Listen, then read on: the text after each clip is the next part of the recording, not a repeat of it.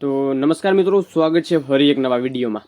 નવી ભરતીની રાહ જોતા ઉમેદવારો માટે અહીંયા ખુશખબરી છે મિત્રો જોવા મળી રહી છે। તો શિક્ષકોની ઘટ વચ્ચે હજારો શિક્ષક ઉમેદવારો છે મિત્રો રજૂઆત માટે ગયા છે। શિક્ષણ મંત્રીને કરી મોટી રજૂઆત। મિત્રો ઉમેદવારો રજૂઆતમાં શું માંગણી ધ્યાનમાં રાખી છે અને મિત્રો જો આ ભરતીમાં રહી ગયેલા છો તો ઉમેદવારો જે મિત્રો છો તો તમારા માટે સુવર્ણ તક હોઈ શકે છે। તો આજની શું અપડેટ છે વિગતવાર થોડી માહિતી આપવાનું છું। વિડીયો ખાસ પૂરો જોજો અને નવા ચેનલ ઉપર છો તો ખાસ મિત્રો સબસ્ક્રાઇબ કરવાનું ભૂલશો નહીં। તો વિગતવાર થોડી ચર્ચા કરતા પહેલા ખાસ મિત્રો ટેલિગ્રામ વોટ્સઅપ ગ્રુપ બનાવેલા છે, વિડીયો ડિસ્ક્રિપ્શનમાં લિંક મળશે, ત્યાં તમે જોઈન પણ કરી શકો છો। આના કરતાં મિત્રો પ્લેલિસ્ટનો ઉપયોગ કર્યો, બીજું પણ અપડેટ છે તમે મેળવી શકો છો।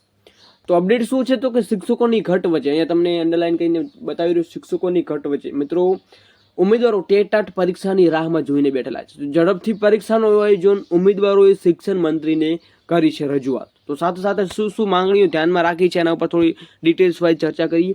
તો કચ્છ શિક્ષકોની ખાસ ભરતી માટે પૂરતા પ્રમાણમાં ઉમેદવારો ઉપલબ્ધ નથી। મિત્રો તમે જોઈ રહ્યા છો ત્યારે ટેટ પરીક્ષા લેવા માંગણી કરવામાં આવી છે। કચ્છ સહિત રાજ્યમાં હજારો ઉમેદવારો ટેટ પરીક્ષાની રાહ જોઈ રહ્યા છે। સ્પેશિયલ ટેટની પરીક્ષાનું જાહેરનામું બહાર પાડવામાં આવ્યું છે, ત્યારે હવે ટેટની પરીક્ષાના જાહેરનામું પણ ઝડપથી બહાર પાડવામાં માંગ કરવામાં આવી છે।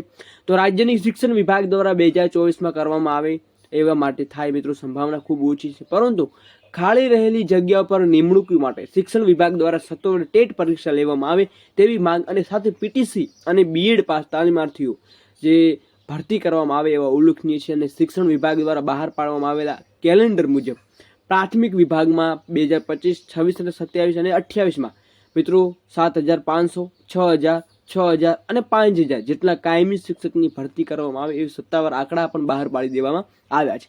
તો આપણે કેલેન્ડર પણ આપણે વિડીયોમાં મૂકેલું છે। સહાયક ભરતી પૂર્ણ થઈ ચૂકી છે, તો કચ્છની ખાસ ભરતી પ્રક્રિયા ચાલુ છે।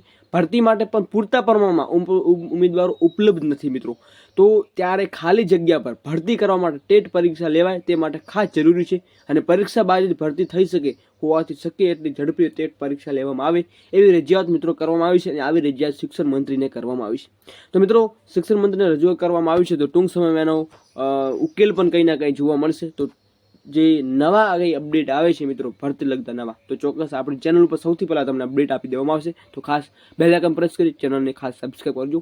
તો લેટેસ્ટ નવા ન્યૂઝ જાણવા ખાસ બન્યા રહેજો। આના પછીનો વિડીયો ખૂબ ઉપયોગી નીવડશે, તો ખાસ બન્યા રહેજો। નવા લેટેસ્ટ ન્યૂઝ ટૂંક સમયમાં ઉપલબ્ધ કરાવીશું। જય હિન્દ, જય ભારત।